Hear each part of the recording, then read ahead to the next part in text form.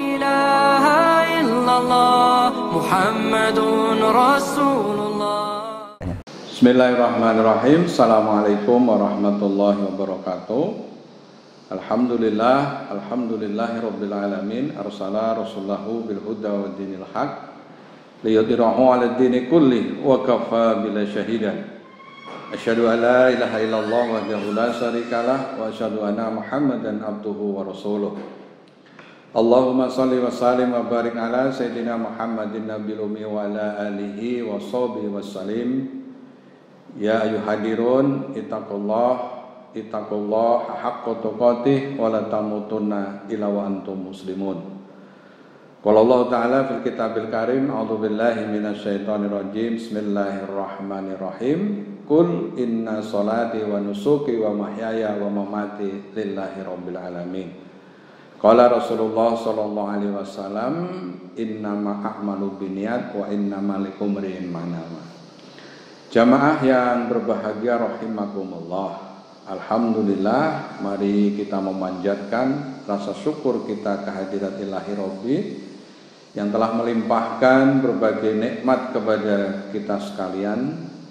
Nikmat berupa kesehatan, keselamatan, iman dan Islam, mempertemukan kita di dalam bulan yang sangat mulia, bulan yang senantiasa ditunggu-tunggu, yaitu bulan Ramadan, meskipun dalam kondisi wabah seperti ini. Shalawat dan salam semoga terlimpah kepada junjungan kita Nabi Agung Muhammad Sallallahu Alaihi Wasallam beserta para keluarga, para sahabat, dan insya Allah sampai kepada kita sekalian. Jamaah yang berbahagia rahimakumullah, kita mengetahui bahwa salah satu ibadah yang istimewa di dalam agama Islam adalah ibadah puasa, sekaligus menjadi rukun Islam. Oleh karena itu pada kesempatan ini kita ingin berbagi bagaimana mengkaji dinamika puasa ini dari sisi psikologi atau dari sisi kejiwaan. Ibadah puasa adalah satu ibadah yang rahasia. Hanya diri kita dan Allah lah yang tahu. Inilah yang kemudian sering dikaitkan dengan masalah keikhlasan. Semua amal tergantung dari niat kita, dan niat itu hanyalah untuk Allah. Sehingga di hadis di awal tadi, semua amal tergantung dari niat, dan kita akan memperoleh dari amal ini sesuai dengan apa yang kita niatkan. Kalau di dalam ilmu psikologi, maka sering disebut dengan motif atau motivasi, yaitu yang melatar belakangi perilaku atau amal seseorang. Nah, ternyata di dalam kita melakukan perbuatan ikhlas ini, kalau istilah orang Jawa, yaitu wit gedang woe pakai.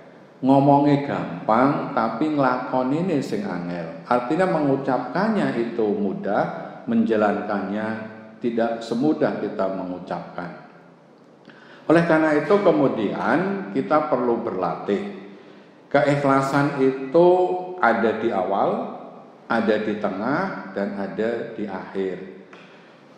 Di awal artinya pada saat kita melakukan niat itu, kemudian di tengah adalah proses kita menjalankan perbuatan, kemudian pasca amal. Ini yang kadang-kadang tidak semudah pada awal. Nah, bagaimana kemudian puasa ini mengajarkan kepada kita untuk berbuat ikhlas? Semua amal perbuatan itu hampir semuanya bisa dilihat, bisa dipertontonkan kepada orang lain, kecuali puasa. Kita lihat misalnya syahadat, maka ada ucapan, bahkan bisa direkam, kemudian bisa diulang-ulang. Demikian juga tatkala kita sholat, wah pakaiannya begitu bagus, pakai sorban, pecinya putih, pakai tasbih. Apalagi tatkala kita berbuat amalan yang terkait dengan keuangan, misalnya kita bersedekah, boleh jadi kemudian ada wartawan, ada foto, kemudian diupload di media massa. Tatkala kita melakukan ibadah haji, ibadah umroh, bahkan beberapa waktu yang lalu, tahun lalu, misalnya saya melakukan ibadah umroh, saya mengatakan bahwa ibadah umroh ini rasa haji. Kenapa? Karena ada satu rombongan yang kemudian yang mengantarkan saja 3 bis. Nah, bagaimana dengan puasa? Puasa hampir tidak ada satupun yang bisa kita banggakan. Apa yang akan kita banggakan dengan puasa?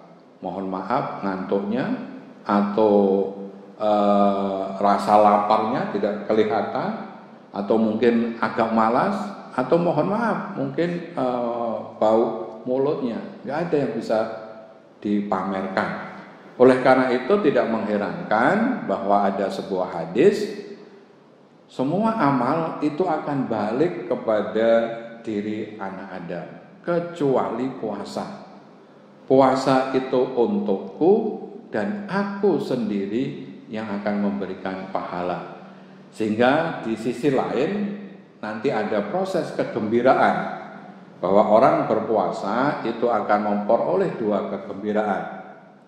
Kegembiraan yang pertama yaitu gembira tatkala berbuka. Kita lihat pada saat kita berbuka dengan seteguk air, mungkin sebutir kurma saja rasanya sangat luar biasa. Kemudian kegembiraan yang kedua adalah tatkala kemudian nanti insya Allah kita menghadap Allah dan melihat pahala puasa yang sangat luar biasa. Nah, oleh karena itu mari kita untuk menghayati betul proses keikhlasan ini, bahwa puasa kita mampu menjaganya dengan baik.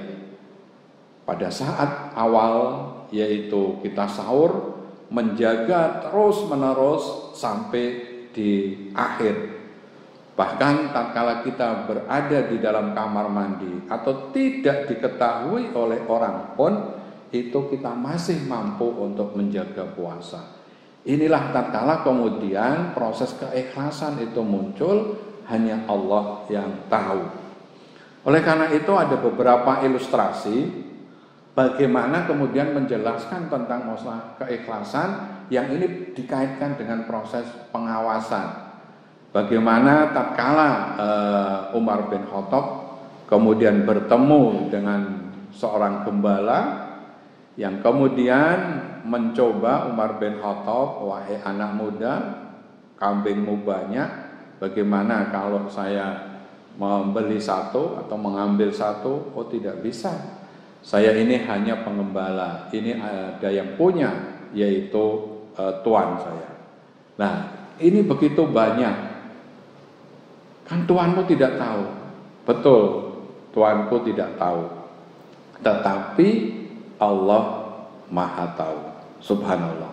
Seorang anak kecil yang kemudian menempatkan bagaimana proses itu senantiasa diawasi oleh Allah, dan ini mau tidak mau berkaitan dengan proses keikhlasan.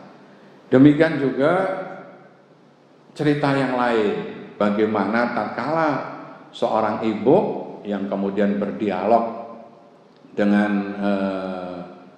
anaknya, yaitu penjual susu, wahai anakku, pada saat ini air susunya tidak begitu banyak.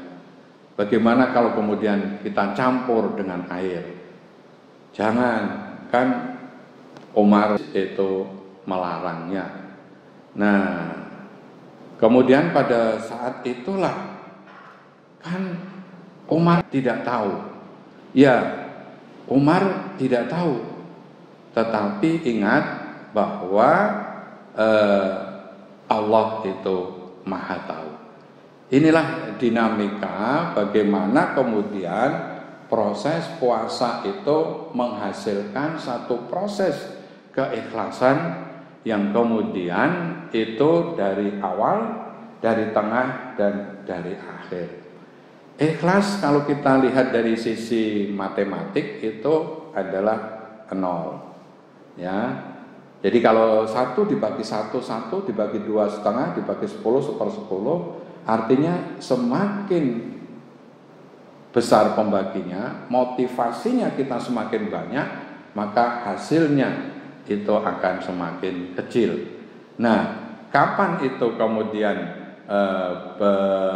menghasilkan sesuatu yang besar, maka dibagi dengan 0, dibagi dengan 0. Itulah proses keikhlasan. Nah, hari sekali lagi kita menghayati bagaimana kemudian puasa ini menghasilkan seseorang yang senantiasa melakukan sesuatu dengan ikhlas. Kemudian ada satu proses pengawasan yang sering disebut dengan waskat. Ada yang mengatakan pengawasan melekat, tetapi esensinya adalah pengawasan malaikat. Ada 2 malaikat yang senantiasa mengawasi kita. Nah, inilah yang bisa saya sampaikan, bagaimana kemudian puasa itu membentuk sebuah pribadi, yaitu pribadi yang dimanapun, kemudian kapanpun dan siapapun, kita kemudian bersama dengan Allah, kita ikhlas, kita diawasi, dan sekaligus menjadi seseorang yang ihsan. Dan kalau Nabi ditanya apakah ihsan, maka engkau seolah-olah waktu beribadah melihat Allah. Kalau engkau tidak bisa melihat Allah, maka Allah mengawasi kita.